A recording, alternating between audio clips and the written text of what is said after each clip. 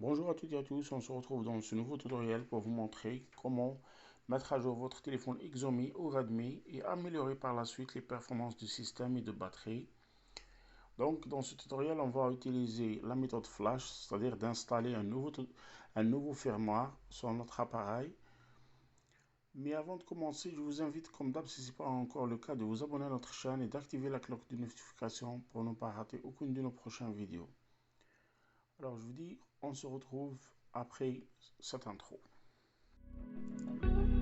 Alors la mise à jour d'aujourd'hui, on va l'installer à partir de la méthode flash, c'est-à-dire d'installer un nouveau firmware sur notre appareil. Pourquoi installer ce nouveau firmware? Tout simplement parce que mon appareil ne me donne pas l'accès au téléchargement ou bien aux mises à jour automatiques. Je me trouve sur un ancien firmware, tandis que le système ne s'arrête pas d'évoluer, de lancer de nouvelles mises à jour.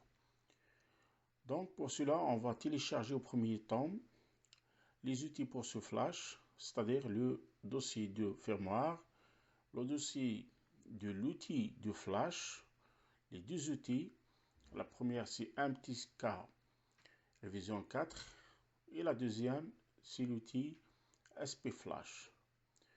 On commence par la première, c'est-à-dire MTK Revision 4. On va le télécharger et l'installer comme vous voyez sur l'écran.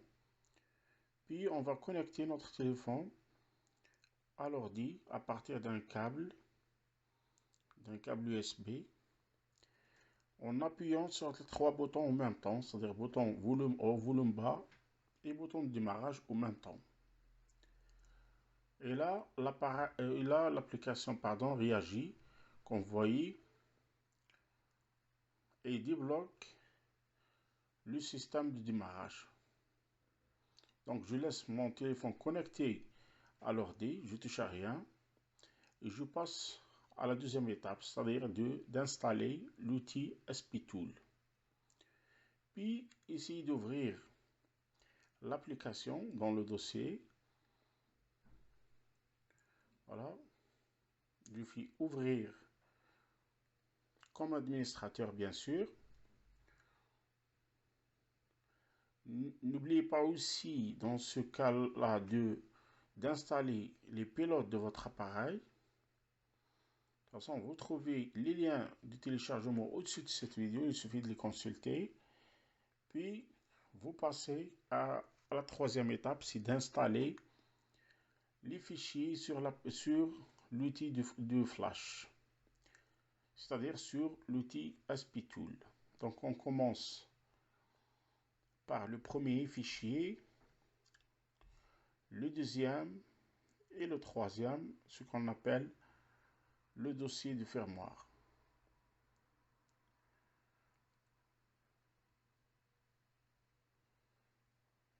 Alors, comme vous voyez, je suis en train d'installer le dossier de firmware. Vous trouvez dans le dossier, comme vous voyez,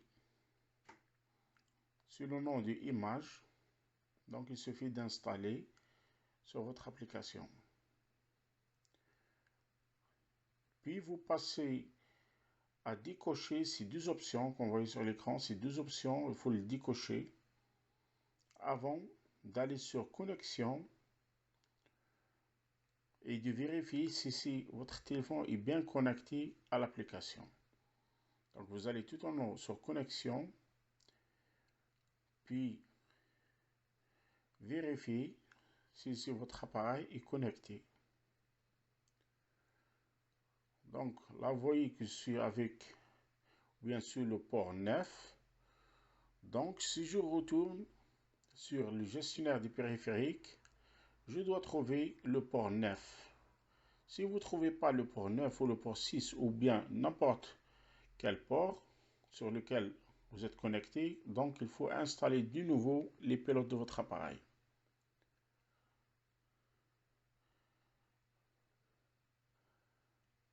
Alors j'ai installé les pilotes automatiquement. Mon téléphone est détecté par l'application, donc il suffit de cliquer sur ou télécharger pour commencer le flash. Ça ne va pas durer longtemps, puis votre appareil clignote en vert. avec un non vert. Donc, le flash est terminé. Il suffit de déconnecter le téléphone, puis de le rallumer une deuxième fois et d'attendre le démarrage total de votre appareil. Ça va prendre de 3 à 5 minutes. Là, je vais essayer d'écourtir la durée pour ne pas avoir une longue vidéo.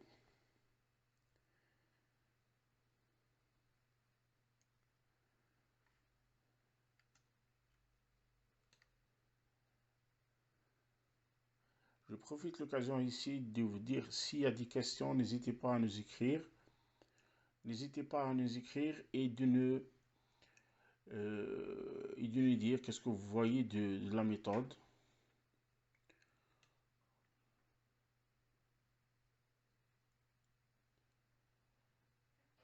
Voilà, une fois que le téléphone redémarre, il suffit de suivre les instructions sur votre écran pour arriver à la fin de cette configuration. Là, vous pouvez choisir la langue que vous utilisez avec la région aussi.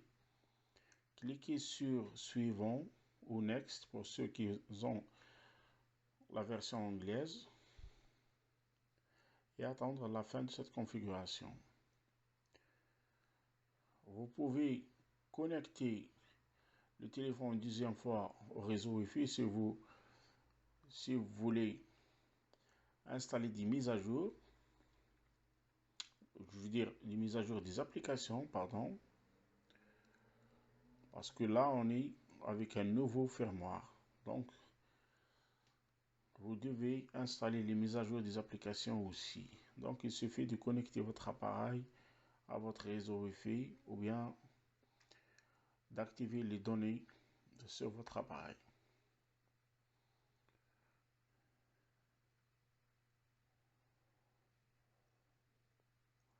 Là aussi, l'opération va prendre de 3 à 5 minutes, voire plus. Donc, il suffit d'être patient pour arriver à la fin de cette installation.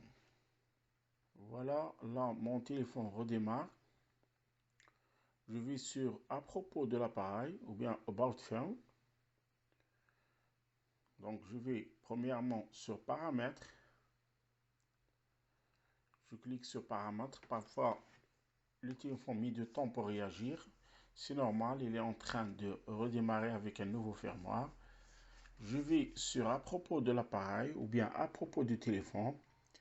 Et là, comme vous voyez, on est passé de version 12.0.14 à 12.0.16. Oui, on est sur 12.0.16.0 avec la version stable au lieu de 12.0.14. Là, comme vous voyez, j'essaye de mettre la mise à jour des applications en activant le Wi-Fi. Alors, si vous essayez au même temps de mettre l'appareil à jour à partir de mise à jour automatique, comme vous voyez, l'appareil reste bloqué. Vous voyez, je ne peux pas mettre la mise à jour automatique et c'est ça la raison de mon tutoriel et de cette vidéo. J'espère que ce travail était utile pour vous, que vous arrivez vous aussi à mettre à jour vos téléphones. N'hésitez pas à liker et à commenter cette vidéo. Merci bien, à la prochaine.